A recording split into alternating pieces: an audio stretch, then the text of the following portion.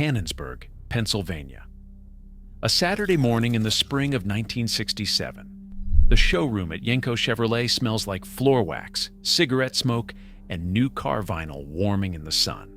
A young man stands at the salesman's desk, 22, maybe 23, work boots that have already seen a shift, a savings passbook in his jacket pocket, and a father out in the lot who thinks this whole business is a mistake. The salesman does not reach for a brochure. He reaches for an order pad, the kind with a sheet of carbon between the pages, and starts writing at the bottom, below where the printed option boxes run out. What this kid wants is not printed anywhere. Out past the parts counter behind a steel door, a new Camaro sits on a hoist with nothing between the frame rails. The engine it came with is on a stand against the wall, 300 miles showing. Nobody in that room is breaking a law. They are doing the one thing General Motors forgot to forbid.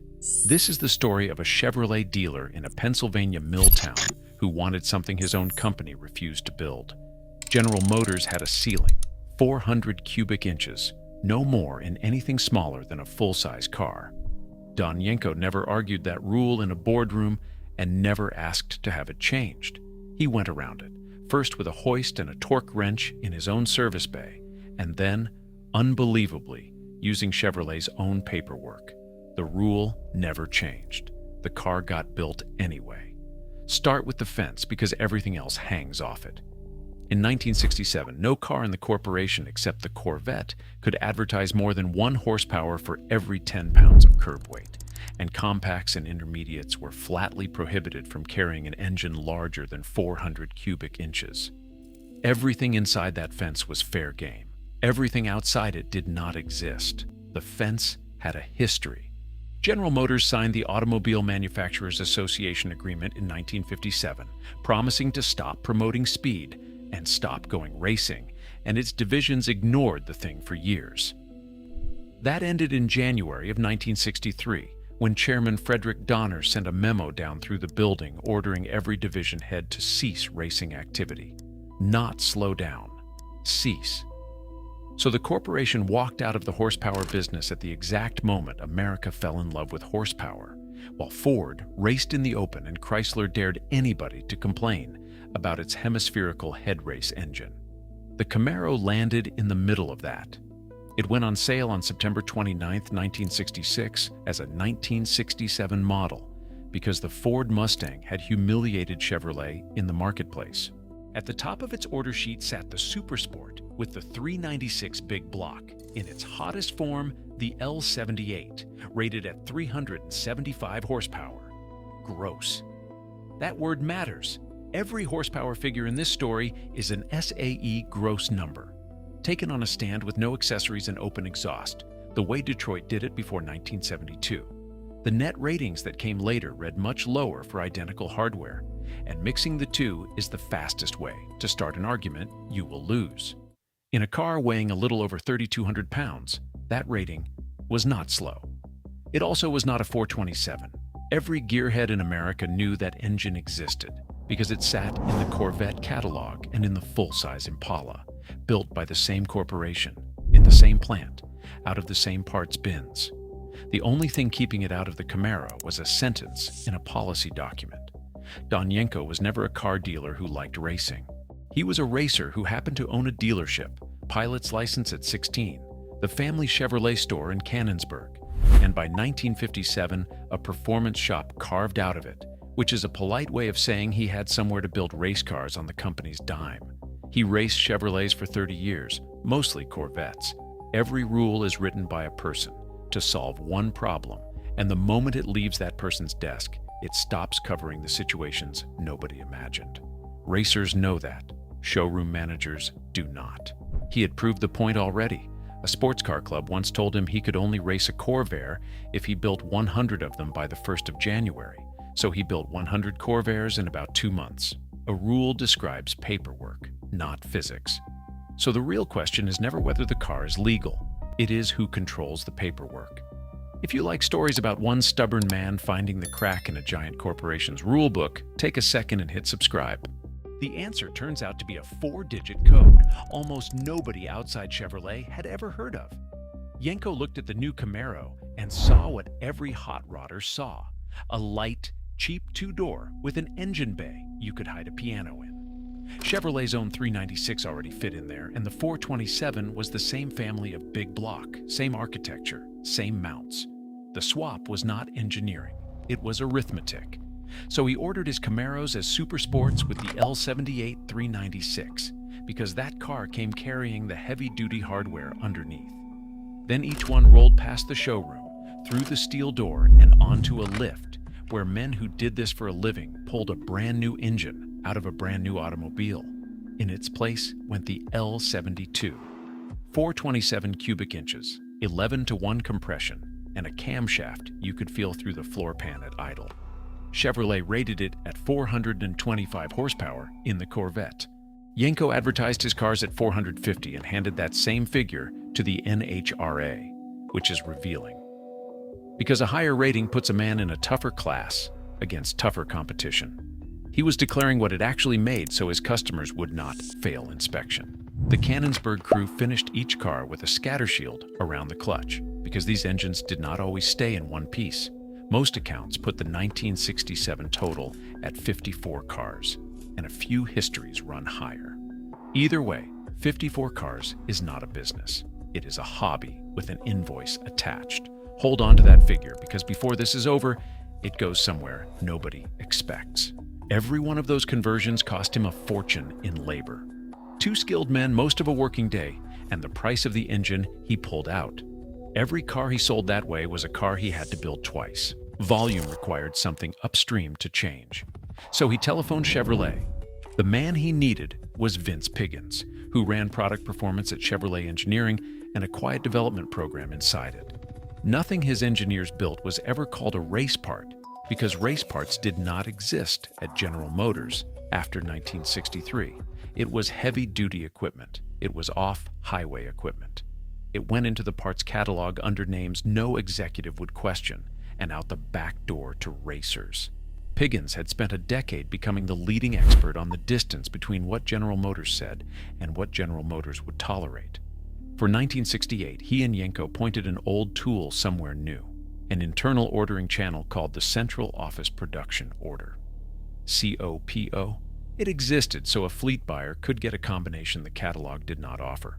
A police department wanting a particular axle in a particular sedan. The request went up through the zone office to Detroit. An engineer signed off that it could be assembled and would hold up in service. It got a 4-digit number, and the plant built it. It was plumbing, and it had one glorious property. Because COPO was an engineering approval rather than a product decision, it never passed under the noses of the people who wrote the marketing rules. The 1968 package carried the number 9737, and Yenko had it exclusively. On paper, it looked dull. In practice, it was a Camaro built at the factory to be a 427 car, delivered with the wrong engine, and shipped to a man who intended to correct that oversight. Dealer records show 64 went through the process that year. 64. Still a hobby with an invoice, which is why, late in 1968, Yenko asked Piggins for the thing that should have been impossible. Skip the swap. Put the 427 in on the assembly line. Consider what that required. Not a dealer bolting an engine in after delivery, which the corporation could comfortably pretend not to notice. This was General Motors itself hanging 427 cubic inches into a compact car in flat contradiction of its own written policy and then warranting the result. Piggins went through the same door. Somebody had to certify the combination could be built and would hold together. Nobody had to certify it obeyed a marketing ceiling, because that ceiling governed advertising, not what Chevrolet could be asked to assemble for a customer holding a purchase order. The number was 9561. It deleted the 396 and installed the L72 427. 425 horsepower on Chevrolet's own paperwork in a Camaro from the factory on a 12-bolt positraction axle with 410 gears, breathing through a cowl induction hood. The same door swung open for the Chevelle, and for the Nova, a plain economy car Yenko dropped a 427 into and called Lethal. One other COPO Camaro came through that window, the all-aluminum ZL1, and that is a separate story. From then on, the cars arrived with the right engine already bolted in, and the shop simply gave each one an identity.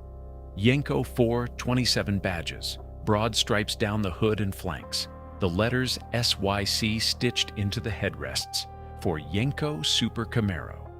Then he did what no other dealer managed and sold the finished product wholesale to other Chevrolet dealerships, with invoices from Canonsburg turning up as far away as Colorado. The pilot car went to the magazines and ran an 1194 quarter mile at 114 miles per hour, in a year when a fast street car meant a 14-second pass. Most of the men who lost to one of these never found out what had beaten them. If a stranger in a striped Camaro wearing a name you did not recognize took 100 yards off you between two lights, you went home and told your friends, and your friends did not believe you. Now put a price on it, because the price is the part that still makes people sit forward. A 1969 Camaro Sport Coupe listed at $2,726, the L78 396, the biggest engine policy allowed, cost $300 on top, and only 3,823 buyers took it all year. COPO 9561, the 427, was listed at $465, nearer $490 after a later revision. Either way, it came in under $500. Read that again. Chevrolet charged less to install its biggest passenger car engine, the Corvette engine. The one policy said could not go into this car at all. Then it charged for the big block policy allowed. Properly optioned, a 9561 Camaro came out roughly $50 cheaper than a Super Sport 396 with a Positraction rear. The forbidden car was the bargain of the model year, and now the figure you were told to hold on to. Everybody remembers the Yenko Camaro as a handful of cars, 200 and change, a footnote in the corner of the Camaro story. Here is the ledger. In 1969, Chevrolet built roughly 997 Camaros under COPO 9561. 997 factory installed 427s in a car the corporation's own policy said could not have one. That figure is reconstructed from Chevrolet's own option production totals and corroborated by engine records showing a little over 1,000 L72 units built that year, carrying Camaro codes. Yenko's personal share of those 997 is where the arguing lies. The Camaro Research Group, which has done more careful primary work on first-generation Camaros than anybody alive, puts the number he sold at 198. Most published histories and virtually every auction catalog say 201, split as 171 four-speeds and 30 automatics. Records vary. The honest answer is right around 200, and if a man in the comments tells you 198, he is quoting an excellent source. The small number was never the point anyway. Chevrolet built 243,085 Camaros in 1969, so 1,000 cars is 0.4%. None of it was secret. Any dealer in America could have telephoned and asked. The whole thing was simply beneath notice, and the forbidden Camaro hid inside the filing system of a company too big to see it. What finally killed it was not General Motors. The corporation had already blinked. It was arithmetic performed by insurance companies who had worked out precisely what a 23-year-old with 450 horsepower in a compact costs them, and who answered by making the premium hurt worse than the payment. A young man could still get financing. He could not get covered. Yenko adapted at once. For 1970, he built a Nova called the Deuce around a small block, the LT-1350, chosen because it slipped underneath the surcharges strangling the big engines. It was the cleverest car he ever sold, and it was also a retreat. Ratings switched from gross to net in 1972, and engines that once advertised 450 published figures that looked like printing errors. Then the oil embargo arrived in 1973, and the era simply stopped. On March 5, 1987, Don Yenko was bringing his Cessna 210 in to land near Charleston, West Virginia. The airplane went down. He was killed along with his 3 passengers at 59 years old. The boy who earned a pilot's license at 16 before he ever cared about automobiles died at the controls of an airplane. The kid in that showroom with the passbook was signing for something around $4,000. In January of 2026 at Meekum's auction in Kissimmee, Florida, That same pilot car, the one that ran the 1194 pass for the magazines, sold for $1,815,000. Over the same weekend, ordinary Yenko Camaros, the sort a young man once bought on a payment book, brought $693,000 and $687,500. Across recent auctions, the average sits a shade above $518,000. The car General Motors would not build is now worth more than almost anything General Motors ever did build. General Motors wrote a rule to keep its biggest engine out of its smallest cars and enforced it for years. A man who owned a Chevrolet store outside Pittsburgh never fought it and never lobbied to change it. He found the one window the rule did not cover and kept ordering through it until the company was building the forbidden car on its own line, under its own warranty, roughly 1,000 times over. The rule won on paper. Don Yenko won everywhere else. So tell me, Ford, Chevy, or Mopar, which dealer built the best car the factory refused to build?